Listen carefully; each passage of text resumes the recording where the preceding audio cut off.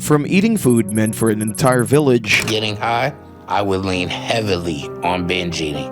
Whole pizzas back to back.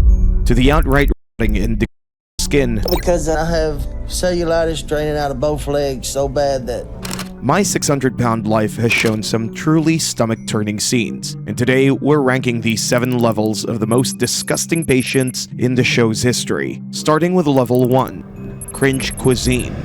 This level focuses on people whose eating has gone out of control. It's no longer about hunger or enjoyment. It's constant, automatic, and excessive. Every meal feels more like an urge than a choice. And nobody embodied this like Gary Hawkins. Featured in Season 13, Episode 4, Gary Hawkins sets the standard for Level 1 disgusting. He's the patient whose eating habits are so aggressive and repulsive that you can barely watch. Gary was largely confined to his bed, weighing well over 600 pounds, making him depend on his mother and caregiver for basic things like hygiene and, crucially, his massive food delivery. Doesn't thoroughly clean me, then we have a problem. You know, it's a routine. You know why?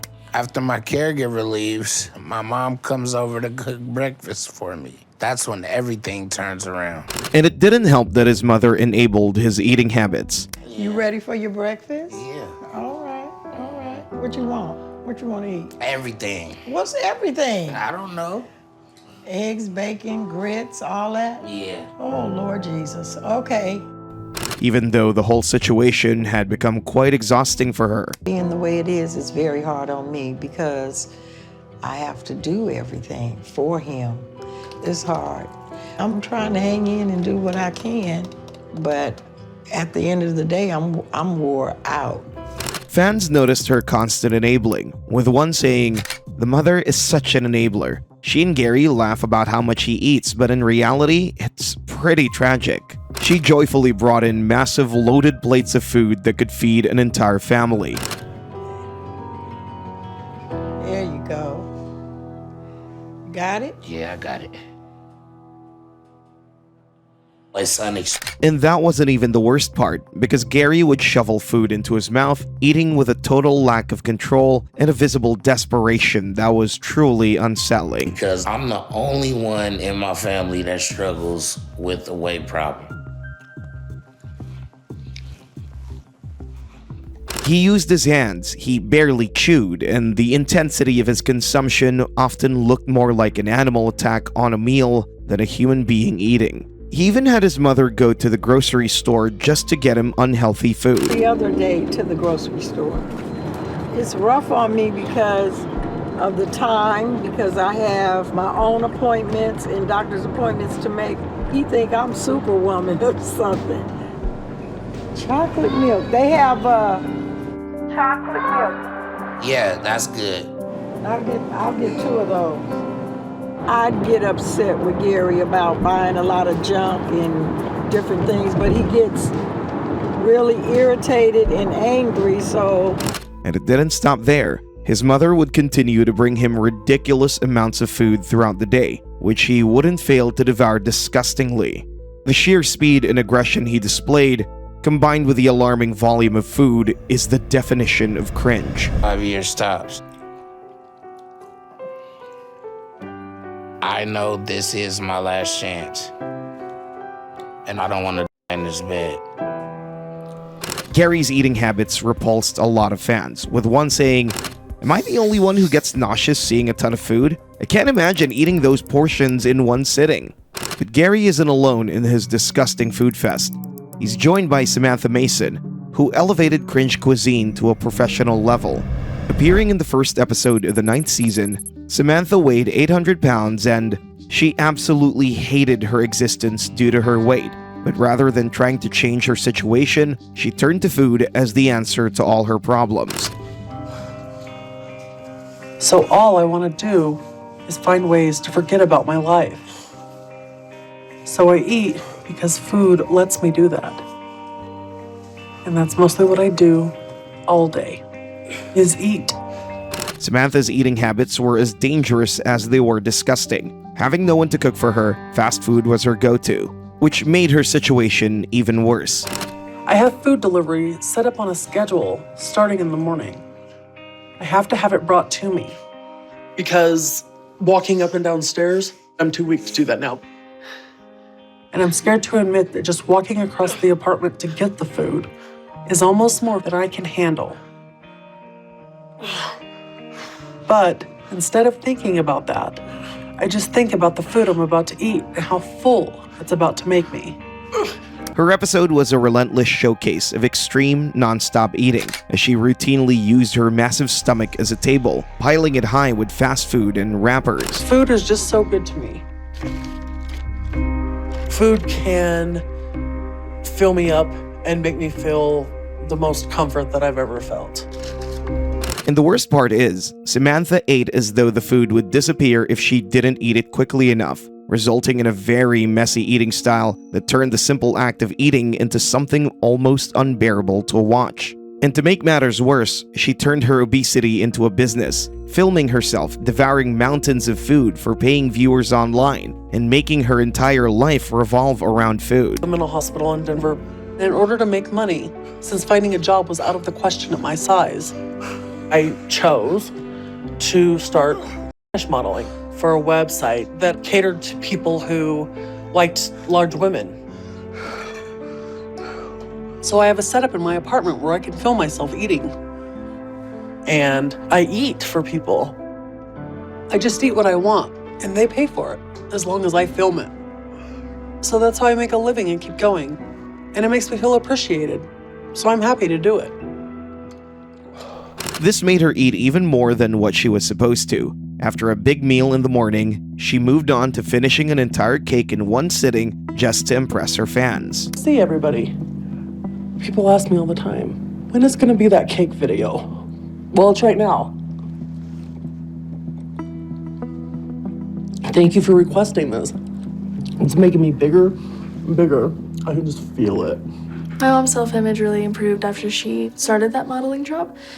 It kind of makes her happier because those people just find her as beautiful. They find her as a human being, not some huge maniac. We've come to the saddest part of this situation, and it's the end of this cake. Parting is such sweet sorrow. See you later. Viewers were absolutely disgusted by this, with one saying, "She pulled a fork out of her hair and started eating." Another fan added that, "The way she sat the cake on her stomach like a table is crazy." Even after all that eating, Samantha still went ahead to eat even more. She continuously attacked back-to-back meals, and the day wasn't even halfway gone yet. Viewers were quick to call out Samantha's lack of control, often mixing concern with criticism, saying, "Eating that whole carrot cake in one sitting and then crying about how it hurts? You're damn right that it hurts. It's a whole cake." Her eating was a disturbing, constant act of self-destruction. And worse, her commercialization of her overeating only amplified the feeling of disgust for many viewers, firmly placing her in the cringe cuisine category. From the disgusting level 1, we moved to something much more private and boundary crossing. Level 2, TMI territory. This is where things start to get way too personal. The bathing, the wiping, and the constant struggle to stay clean under hundreds of pounds of skin while showing a little too much for the camera. First appearing in Season 7, Episode 13, Kelly is our difficult entry point into TMI territory. Her story takes the concept of too much information to a whole new level. At 41 years old and weighing nearly 725 pounds, Kelly's health was deteriorating fast, and her daily life had become a cycle of pain, exhaustion, and constant struggling. Wake me up, because my life is a nightmare. And I feel trapped in this body. And every day is painful. Every day is a bad day. And walking is extremely difficult. But while Kelly's health problems were already sad to watch, what really shocked viewers was how much the camera showed. I shower and I clean myself, but I have a problem with getting every part of my body clean. Usually before I get in the shower, I'll sit on the toilet and I'll bathe the top of me or my legs or something, so that way it's less for me to do while I'm standing there. When I get in the shower, I pretty much rinse off the top of me, and then I do the bottom of me, and I try to get in and out as pretty fast as I can because I can't stand that long. And It was uncomfortable to watch, not because of what she did, but because of how much it revealed. The camera lingered. anxiety, so it's very hard to actually get in the shower because I just always think like I'm going to fall and it's going to be it.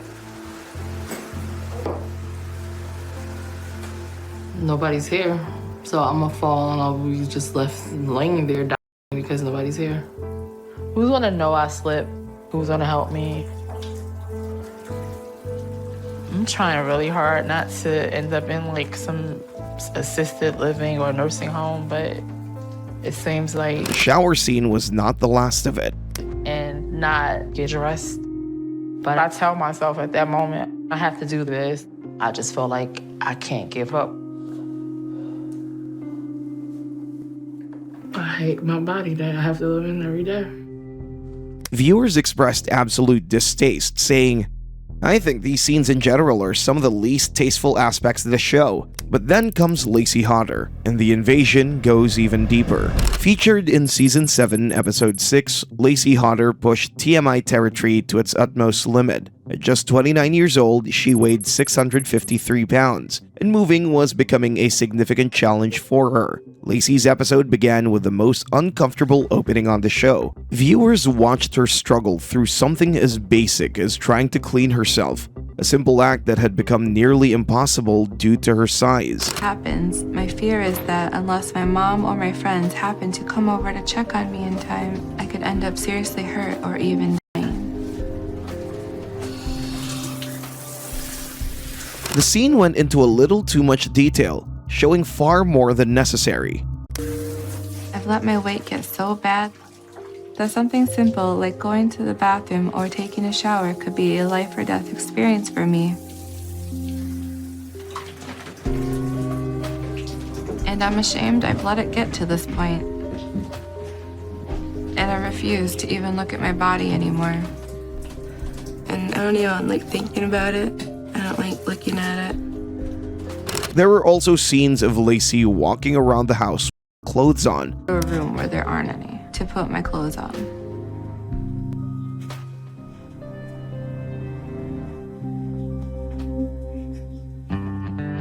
The blatant show of too much information didn't end there. There's a whole other event that completely exhausts me. I don't even think that I can physically dry my entire body like a normal person does.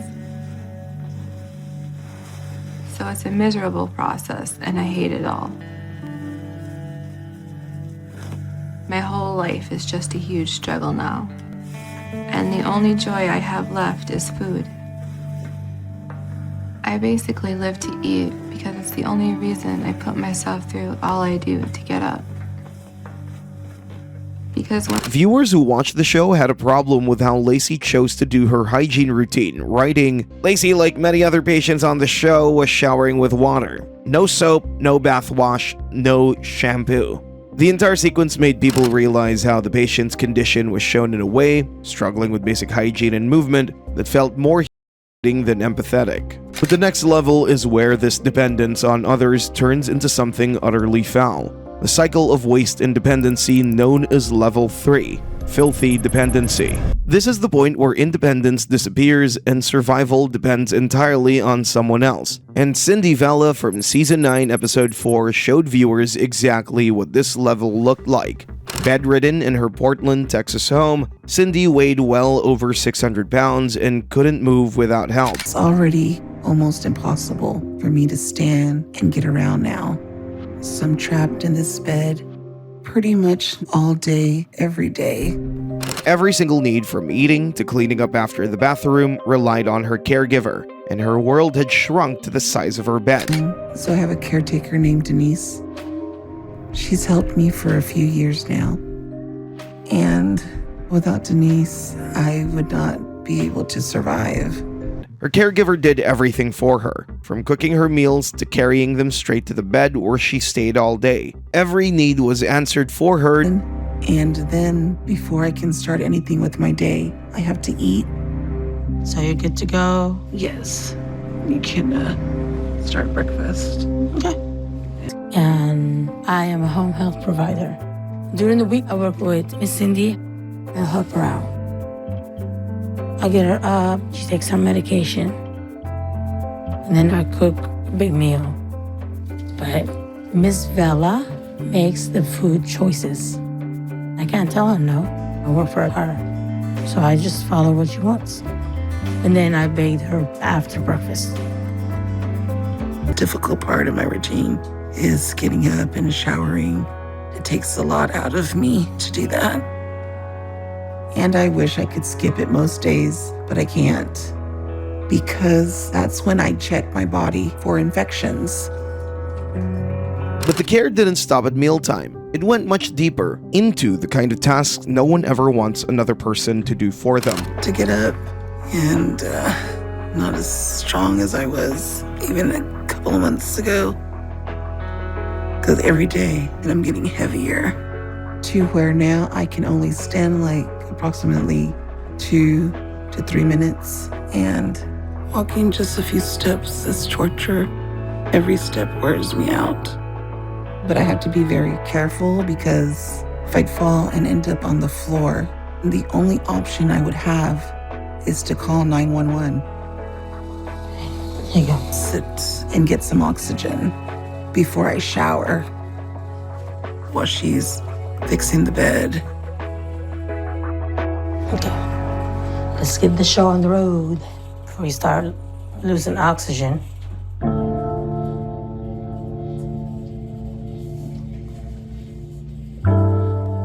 But I do what I can to try and get cleaned up, but I can't do it for long.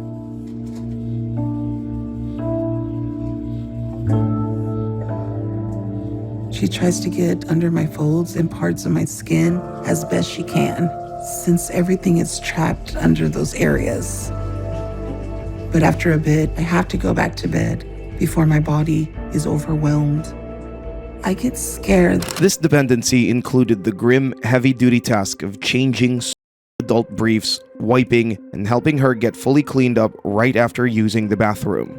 The episode showed the raw reality of the cycle, emphasizing the sheer effort required to shift and clean her. Fans were irritated by the fact that Cindy got to this point, with one saying, "She can't get out of bed, so how is she supposed to get things done? Ridiculous. It's just another sob story. Please feel sorry for me and bring me more food." Cindy's story was the perfect picture of how dependence can consume someone's entire existence. But as disturbing as her situation was, Cindy wasn't the only one trapped in this kind of life. Betty Jo was another patient whose world revolved around the same cycle of helplessness and reliance. Featured in Season 3, Episode 8, Betty demonstrated the total, absolute surrender to filthy dependency. Her case is a striking example of a patient who had entirely consumed the physical, emotional, and private life of her husband, Josh. Her weight and related complications completely eliminated her independence. Not a lot for Betty Jo. I do everything I can. Everything. It's hard. My marriage with Josh is really difficult for us because of my weight. It prevents me from having a real marriage because he has to be my caretaker. Betty Jo took dependency to another level. Her husband wasn't just her partner, he was her full-time caregiver. Every day he handled her shower routine. Can't do anything on my own. My husband, Josh, has to help me take a shower and wipe my when I use the bathroom because of my weight. He has to be the caretaker. It makes me feel so guilty. And private tasks that she could no longer manage due to her huge size. And our deal is slim to none. Me and Josh has been together for so long that sometimes I think, am I with him because I love him? Or am I with him because he's the one person that takes care of me? I'm tired of being this way. I hate myself. I hate this life that I have. Her cousin also expressed frustration about her condition, pointing out how she had practically become immobile. To her, it wasn't just sad, it was frustrating. Whenever I see Betty Jo, she's basically not mobile at all. She's usually sitting on the chair. It's very frustrating for me to see someone that I know and care about and love, to see them this way. How's your relations with Betty Jo basically told her that if she didn't change, she was gonna die at her side. I've tried to encourage her, but until she wants to make that change and she gets the help she needs, I don't think that she's gonna get better. Meanwhile, her husband's life had completely stopped revolving around himself. Wherever Betty Jo went, he was right behind her. I live for it, but right now, I'm not even really existing. I don't do anything all day, and I almost never go out. Being out, doing stuff, it's not so easy when you're 600 pounds. Okay, I'm in. It's nice to be back. However, in reality, Betty Jo's condition was partly her own doing, but her husband was not innocent either. Bring a lot of the food into the house. The fast food, the chips, the soda is keeping Betty Jo the way she is.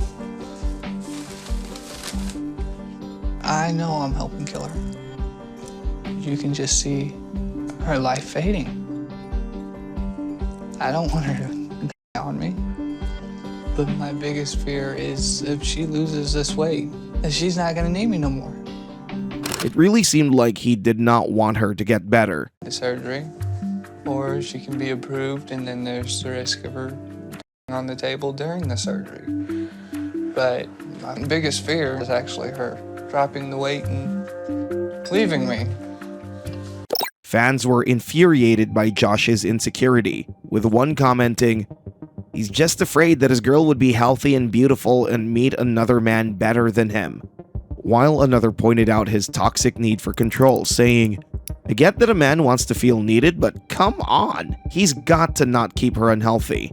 This blatant dependency on her husband, who had control over everything she did, had its consequences when she eventually visited Dr. Now, and it was finally time for her to lose weight. Pretty much preparing meals. He doesn't necessarily want to follow the doctor's diet. Josh is depressed, and I don't know why. I'm getting a little frustrated right now. I gave up everything to come down here. I was hoping it would go a little bit better than what it has been, but it hasn't. Me needing him could possibly be the only thing that's keeping us together. Betty Jo's story shows what happens when dependence turns into captivity, and that brings us to level 4, the human litter box, where control is gone entirely. And at this stage, patients themselves where they lie, surrounded by the smell of waste and decay. This is where Sean Milliken's story begins. First appearing in Season 4, Episode 12, Sean was the intersection between filthy dependency and the human litter box. Well, now is scooch to the edge of my bed, go to the bathroom, and see if my mom's awake. I can get up, but I can only walk a few steps. So I just stay here in this bed no matter what. I can't do it. Weighing close to 1,000 pounds and completely bedridden, Sean's life revolved around his mother, Renee, who had become his full-time caregiver. Their home had turned into a containment zone, a space that no longer felt like a home, but a holding area for survival. How you doing, sweetie? Good. I just Sean has to just totally be taken care of from head to toe. Everything has to be done for him. Gotten so big, I can't handle cleaning him on my own anymore. And it's really important that he stays clean because he gets open sores real easily. When you're very, very fat, your body goes this way, but the fat goes another way. And so what happens is you start getting tears in your skin from that. Problem is they can get worse real easy. So every day we have to take care of them. Babe, hang on, I gotta get my shoulder into this. Okay.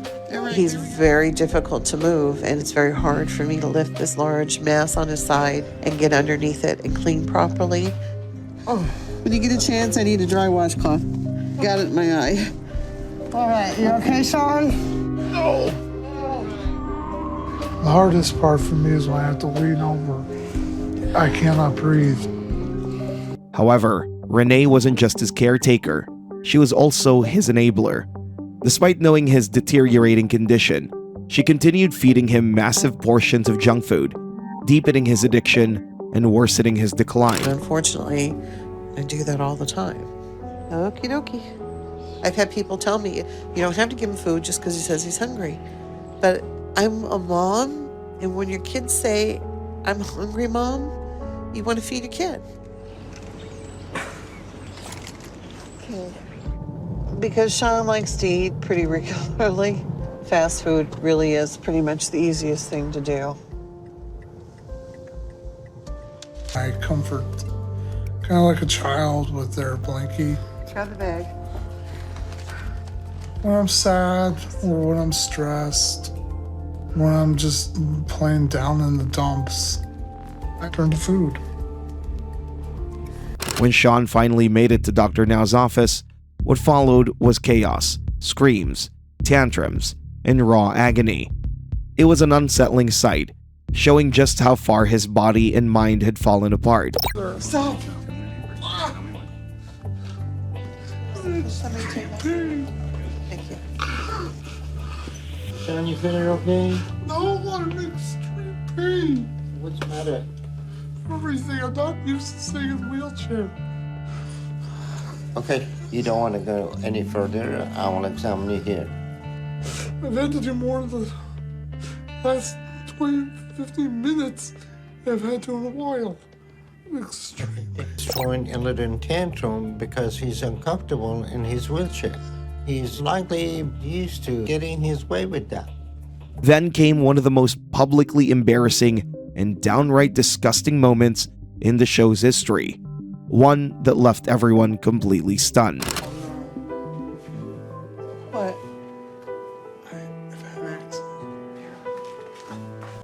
And his mother wasted no time in cleaning up his mess. Sean is used to his mother completely taking care of him. As long as she does everything for him, Sean has no reason to leave. And she controls him with the food. Viewers were mostly furious with his mother for enabling him, saying, "The mom acts like a know-it-all and wants to be in complete control of her son's life. And the way to do that is to keep him addicted to food and so overweight that he's completely reliant on her. She is evil. If she truly loved her son, she would have gotten him help years ago and also gotten herself some help about her controlling mental attitude." Because of this unhealthy dynamic with his mother and frequent relapses, Sean was now far beyond reach and ultimately passed away at age 29 after 3 years in the program. 3 years, we had worked with him to try to get his weight down, but Sean has consistently regained any weight we helped him to lose. And every time he did that, it put more and more strain on his system. Sean's story was horrifying. However, as bad as his was, there was Lisa Eberson, who didn't just live in filth, she embodied it.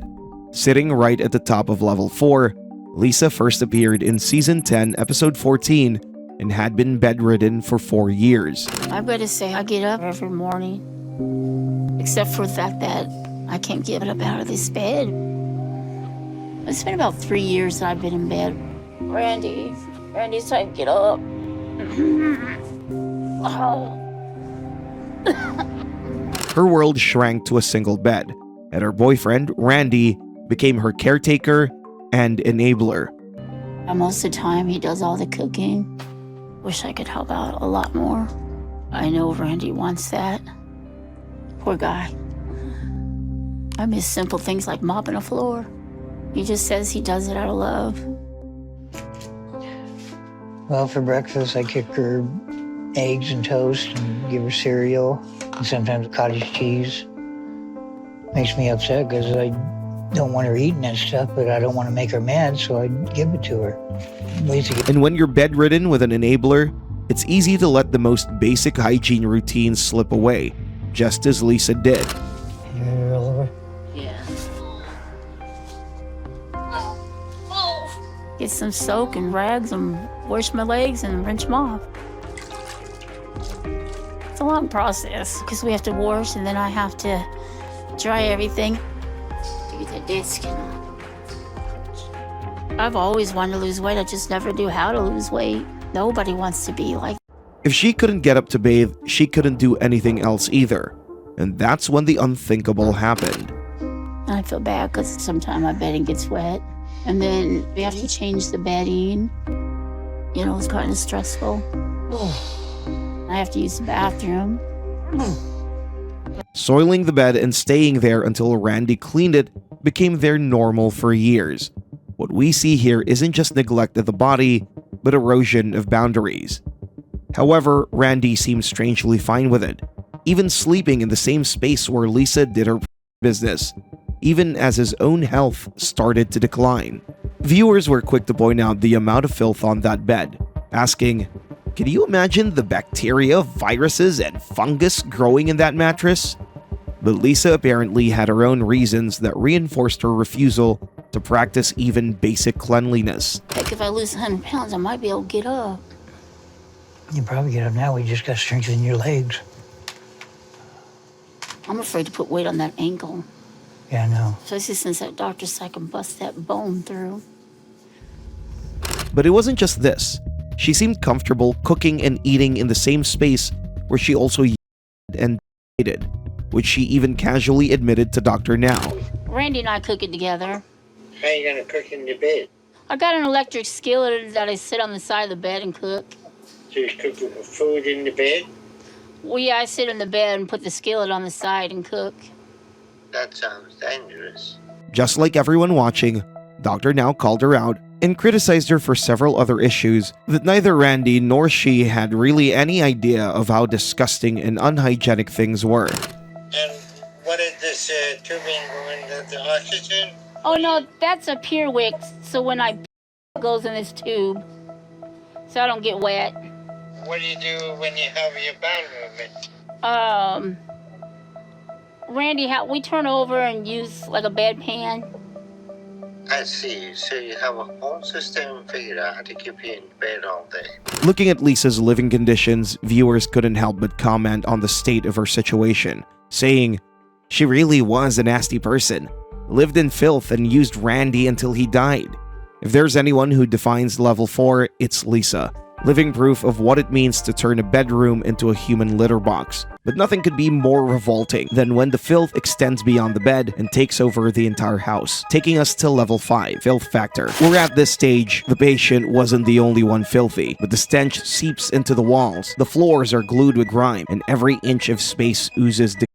Starting with Jean Covey. Featured in Season 7, Episode 11, Jean was a 700-pound woman from Texas with living conditions like no other. She was a 40-year-old woman who depended on her parents for even the most basic hygiene. From a bowl and a washcloth. Because it's very important. I try to stay as clean as I can. Since there's a lot of areas of my body that rub and chafe and cause these sores to form and open up on me. She was content being wiped down with a tiny cloth and a small basin of soap and water. But the worst of it all was that although Jean could stand and walk a few steps, she refused to do the one thing that truly mattered. So I have to use a portable toilet to go to the bathroom.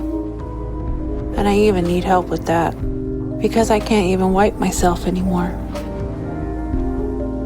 Mom!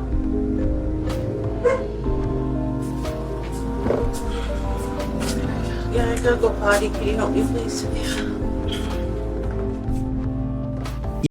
And definitely where she slept and ate, Jean lived in her own waste and became a walking stench of decay who dragged her own mother down into the same filth. Because I've become such a burden to them.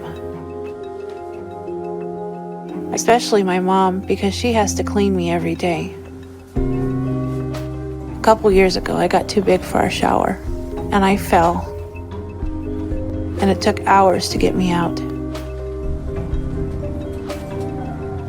It It was absolutely terrifying. She even seemed comfortable sitting and eating beside her portalet all day. And the worst of their unsanitary reality was that even her entire family ate beside her, as if nothing was wrong. So surprised that Dr. Now warned her that she had far more to worry about than just her weight. Her living conditions had caused a severe infection that was literally eating away at her skin, leaving even Dr. Now visibly shocked. Where are you bleeding from?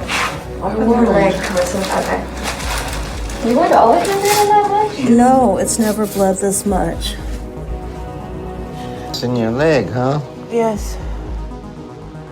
Once we got Jean in the hospital, we were able to get a better look at the sore she has on her leg. To see that infection she has is very severe. Her overall hygiene seems to be extremely poor. Her mom says she's been trying to keep Jean clean, but she's not washing her every time she uses the bathroom, so there is some back of her leg and in the cracks and her sores. And she has some dead flesh around it that we have to remove. And her skin is so deteriorated in that area that it's going to take a while for us to get it to heal properly. No matter how desperately Jean's mother tried to keep her clean, the home itself was already a breeding ground for infection, leaving her body equally contaminated. Blind stained yellow, cobwebs crawling across the walls, piles of dirty clothes and garbage covering every inch of the floor that there was barely a place left to walk, and worst of all, an air conditioner once white, now rotting brown. Viewers were horrified by the state of her living conditions, as one wrote, "That house is giving me OCD badly. I wanted to scrub it from top to bottom." Others pointed out that their hygiene was worse than their eating habits. Jean's level of disgusting is the pinnacle of filth, a haunting example of how neglect can consume both body and home. Disturbingly, there are others who live the same way, like Crystal Rollins, a 600-pound woman and a mother of 2 daughters who wasn't just huge, but filthy. Because if I lay back, the pressure from my weight will suffocate me. But it's not just my lungs. At this point, it just feels like my whole body's falling apart. The carpet looked like it hadn't been cleaned in months, covered in dirt and stains, making it hard to even imagine walking on it barefoot. However, her kitchen wasn't any better either, and her dependence on food makes it clear that hygiene was never a priority. And so every day, I become more miserable. So food is my only escape. It's my only joy, and outside of my daughters, it's the only reason why I get up. It makes me happy, and it makes me forget about what doesn't make me happy. For just pancakes and bacon, the chaos of dirty utensils clearly meant no one had washed the thing for days. But what made Crystal even more disgusting was how she dragged her daughters into that same mess. My brother's gonna go with me to Houston, so I'm extremely thankful for him and all he always does for me, because I know without his willingness to do this with me, I wouldn't be able to. This is a sacrifice for my girls too. They're having to leave all their friends and their life here to do this with me. Eating like her and even abandoning school just to care for her, Crystal seemed content watching her children follow her down the same path. The cycle of neglect and denial left viewers feeling sad, saying, her 2 young daughters are obese as well. The fact that they're around her mother so much, they just don't know how to be healthy. Even after eating, she'd head back to the kitchen, calling on her daughters to cook more food, surrounded by chaos that no one ever cleaned. How did you burn vegetables? Is the water gone in the vegetables? Yes. Hurry, get the lid off of there. Thank you. And move the pot off of the burner. Thank you. The stove was layered with months of oil and grime. As a mother, she'd set a terrible example, and when they finally moved, the extent of their filth became impossible to ignore. Anything else on the counter that could go in this bag? No. Okay. Today, me and my family are packing up all my stuff to move to Houston, so I can try to get on Dr. Now's program to lose weight. And it's making me feel really anxious because so many things could go wrong on the road and in Houston. I want to get this going. I want to get loaded up. I want to get on the road. From the living room to the kitchen, it was a full-blown pigsty. So much so that Josh, Crystal's brother, was starting to get annoyed at how trash the house was. I should have brought a vacuum and... This whole situation is taking too long. I wanted to be gone already, and we're not. I mean, you knew, like, this was going on. Yes, but I also had a whole different plan of action than this. Yeah, But well, It was clear they hadn't vacuumed in months, which made Josh completely give up on cleaning. you guys knew about the and you're making me work 10 times harder, so. We basically did all the work. You could have had the cleaned up before we started moving. Okay, we get it, Josh. If you didn't live the way you did, we wouldn't have the problems we have. We literally wouldn't have these problems if they just would act right and live right, but they don't.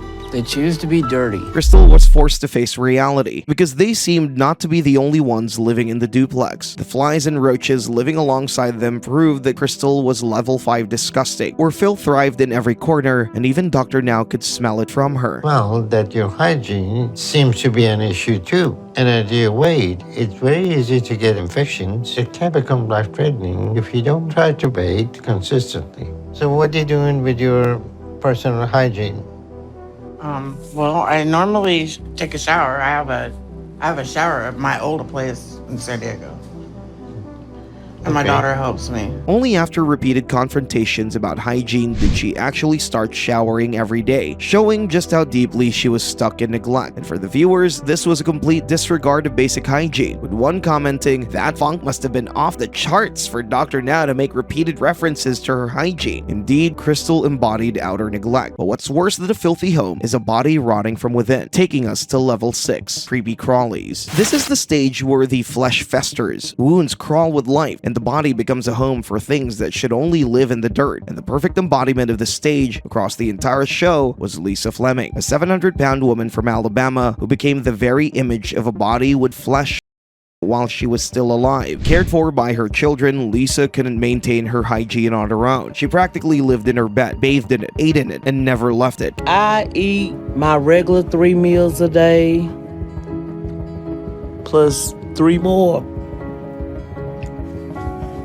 We don't have any more ice. Thank you. Content with being merely wiped down, and even with the dump her room had become, but Lisa wasn't just the usual kind of gross. She was far worse, shocking viewers with what she revealed next. A month ago, I started feeling sick And my leg was really bothering me. I kept saying, my leg is hurting bad. And when Danielle pulled open the folds of My skin, she found. little maggots on there. So now she has to check my leg every day. And I can't believe It got so bad. Finding something meant to live in the garbage meant you were already rotting while still alive, making Lisa a true level 6. Viewers couldn't help but share their disgust, saying, "Seeing maggots on your skin is a sign of necrosis. This is just disgusting, as maggots eat dead skin." But what made Lisa far more repulsive was her complete lack of effort to change. She didn't seem bothered by her body rotting, even when Dr. Now warned her about the danger she was in. It looks like you have developed severe infection in your leg here. So you aren't even bathing like you need. This is something that can kill you. Why aren't you doing anything you're supposed to be doing? I'm trying. It's just a slow process with me. Okay, this is going nowhere. But that wasn't all. Lisa seemed content with her lifestyle of filth, even when it landed her in the hospital repeatedly. Yes! Okay, we're gonna get you situated real quick, okay? So you can put her in bariatric bed. She refused to change her eating or hygiene habits. It eventually left the show altogether. Viewers were baffled at how resistant Lisa was to change, with one commenting, "If having maggots in your skin isn't a wake-up call, I don't know what is." Lisa showed us how horrifying it can get, but believe it or not, there are others like her, and things are about to get even grosser with Charity Pierce. Featured in Season 3, Episode 8, Charity was a 778-pound woman who was disgusting in a way unlike any other. With massive folds of fat and skin hanging from her body, Charity looked almost otherworldly, struggling to move, walk, or even stand without help. I know I look like a freak. From the inside, I feel normal. But when I see myself in a mirror, I feel like some monster. Even going to the restroom wasn't something she could do on her own, which was what her fiancé was there for. I have to have the restroom brought to me because my weight is more than what the toilet holds. Really? Was that necessary? And when it came to cleaning Charity, it wasn't just her fiance's job. Charity's daughter had to step in because, as shocking as it sounds, cleaning her required 2 people. You get the hand out. It makes me worry about her. I just want her to be healthy so she can be around. Viewers criticized Charity on how a mother could allow her child to become her caretaker, saying, "I feel like almost some of them had kids just to be caretakers." But even with 2 people helping her stay clean, Charity's hygiene problems went far beyond what anyone expected. Because I have open sores that can get infected. They would have already healed except for my lymphedema is so heavy on my left side that it tears it back open. So they start to close and then they open. My body is literally falling apart.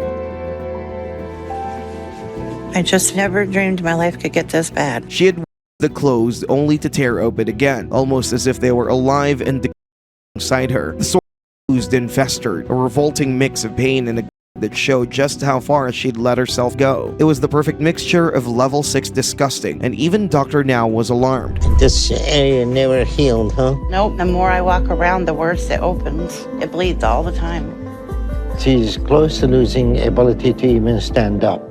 If that happened, her infection going to get harder to control, and they will become life-threatening. But despite knowing the danger, Charity continued eating like nothing was wrong, even after weight loss surgery, which was why her condition only grew worse. It's been really hard not to run to food. Food is what I know when I hurt. It's what I've known since I was a child. I want to keep making progress, but it's just so hard right now. I don't know what to do, and I feel like we're all just falling back into our old habits. I know that I could get sick if I eat too much, and I wish I could stop, but I can't. Charity's situation was downright horrifying, with her body having gotten so massive it started splitting open on its own. But some of the worst people didn't just live in filth, but spread it, and ruining everything around them, taking us to level 7, rot and ruin. At this point, everything together, the body, the home, and even the relationship. And if anyone took that to the extreme, it was Stephen Asante, a near 800-pound footman featured in episode 13 and 14 of season 5. Stephen brought a whole new definition to the layers of fat hanging from years of junk food addiction. Even bathing him was a grueling task, but what truly viewers was what was festering beneath. His feet were swallowed by layers of fat until his toes almost disappeared, leaving just the overgrown nail on his big toe and the skin around it, a disturbing reminder of what was once human. His skin was rough like a crocodile's hide, with dirt packed at its cracks and festering between them. Stephen's legs literally had barnacles, yet he seemed unfazed. Back on the diet plan and sticking with it. But in honor of being in my new home, I'm gonna have this meal. Continuing to binge on junk as if nothing was wrong. But Stephen's disgust didn't stop with his body. He also left repulsive messes for nurses to clean up, showing just how equally disgusting his attitude was. Are they serious? I hit that by an accident because I don't feel good, you know what I'm saying? You know that. I never seen any patient like Steven. He asking for pain medicine every 15 minutes and then he spilled urine on the floor. I'm just really upset, okay?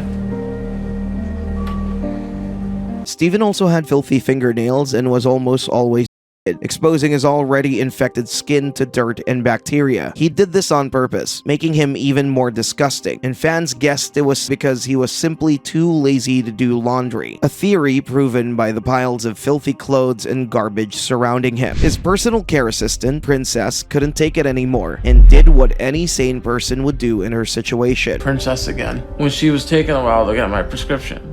And she told me she was going to resign as my personal care assistant. So I don't know who's going to get my prescription for me now and take care of me.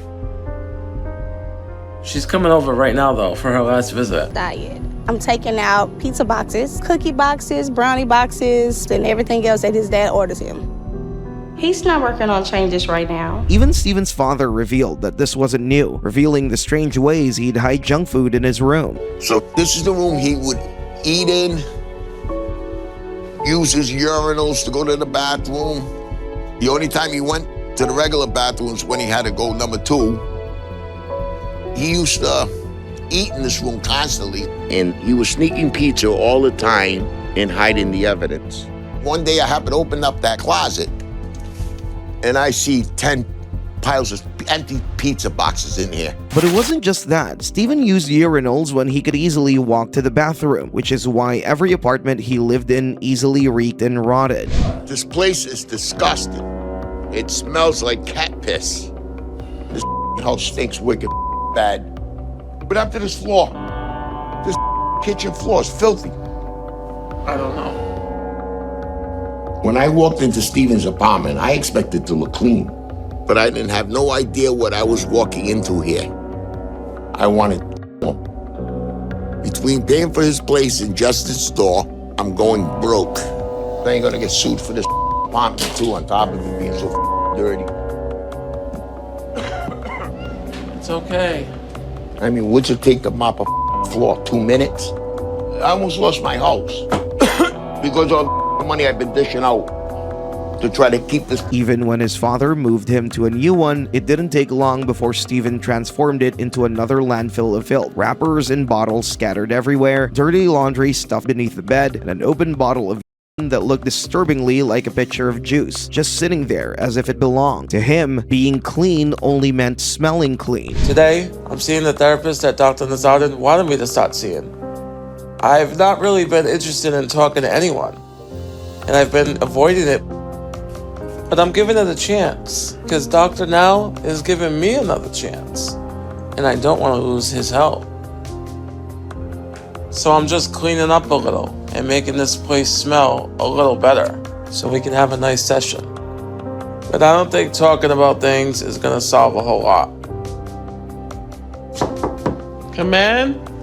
He drowned the stench of rot and ammonia with layers of perfume, as if that could mask the sour, suffocating mix of that clung to everything. The floor, the sheets, even the air itself. And before stepping outside, he'd do the same ritual again.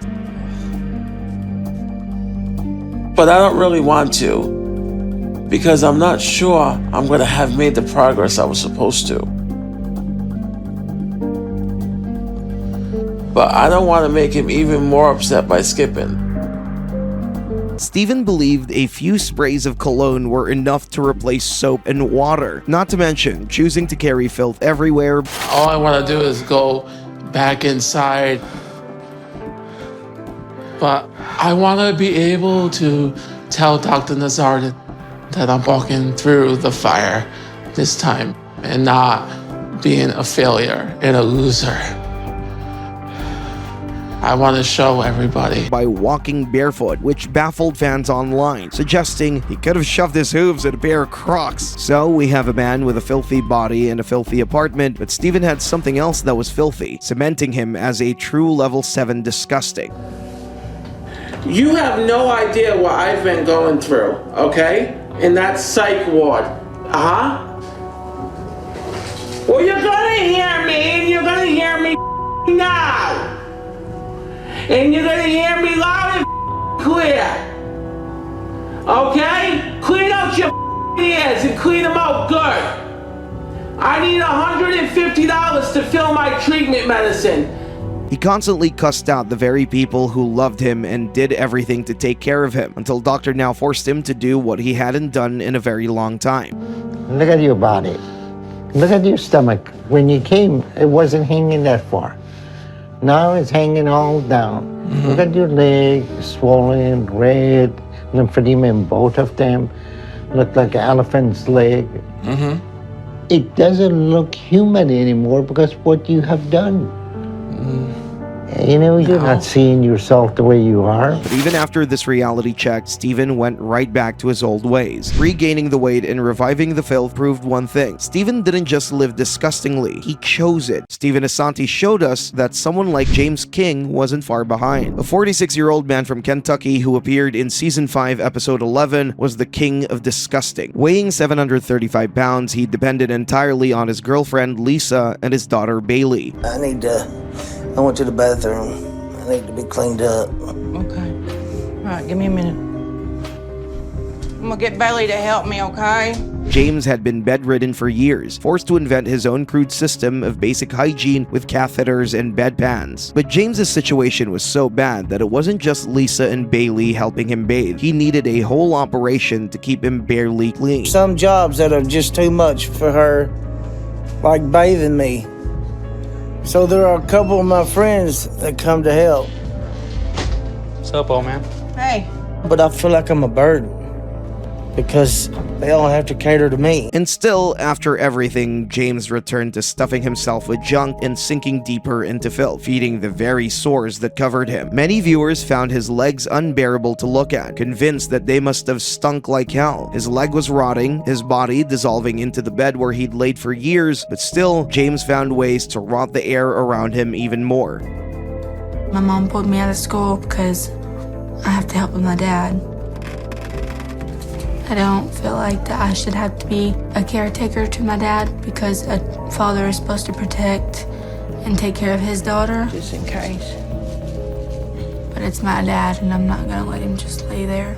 He was a father completely fine with his daughter quitting school to care for him just so he could keep eating, which got the viewers so furious, branding him as disgusting for making his daughter clean up his dirty diapers instead of being in school. While James wasted away, he made sure that Bailey and Lisa sank with him. I don't mind giving care to James, but it's hard on me.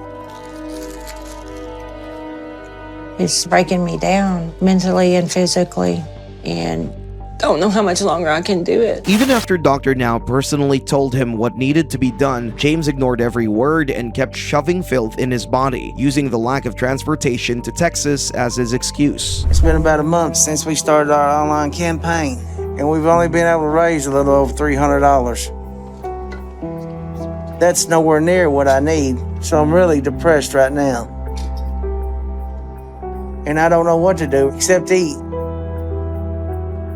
Because what's the point of being on any diet if I can't get help? Plate's a little full, so I hope you can eat it. I might have to get you something to hold it up with.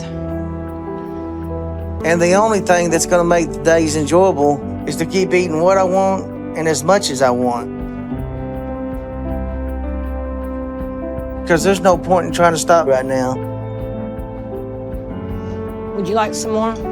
Yeah. Worse still, he lied about sticking to his diet, even as his legs that see foul fluids betrayed every lie. Sure. And he doesn't look to have lost any weight in the past 4 months. So how is your eating habit coming since I talked to you last time? Much better. He kept eating, shoveling in greasy piles of food past the point of no return, proving just how revolting his habits had become. All that stress and stuff has been making it hard for me to resist my cravings. The biggest setback has been losing the use of our car. His heart failure should have been his wake-up call, but instead, he ignored that he almost died, sinking deeper into the same crusted flesh and sour smell of that was consuming him. You need to check this one. But I just can't commit to something like surgery till Lisa figures out her car and we pay all the bills we have. So surgery is the last thing we all need to deal with right now. Let me rinse them off real quick, okay? Despite everything, James kept stuffing himself with junk, gaining weight at a horrifying pace. Fans online were outraged by his disregard for his own health, and the suffering he caused everyone around him. Many believed that James was just horrible because he only cared about himself and felt that all other people existed solely to serve him. Because not only did James destroy himself, he destroyed the very person who loved him. Well, if I have to go to the bathroom, you won't wake up, you won't be able to hear me. I'll hear you. You know, I've been having a lot of trouble breathing and stuff at night. My anxiety's been up. Okay, I'll just make a pallet in here and sleep in here. Why am I wasting my life to help somebody that doesn't appreciate me? You sure you don't need anything else? No, I'm fine. All right. I can't take it. Lisa was his last chance, but he pushed her until she broke. I can't. I don't know what to do because I am stuck. Even Dr. Now, the man who could have saved him, was also driven to his limit. You can't gain over 100 pounds by cheating just a little. You've been eating almost 10,000 calories a day. That's almost 13 times of what you should be eating in a day. I mean, this is just mind-boggling. Why won't you stop overfeeding him? James was rotting inside and out, not just from his sores, but from his own attitude. He lived in fear, ruined those around him, and embodied level 7 disgust that was completely unmatched.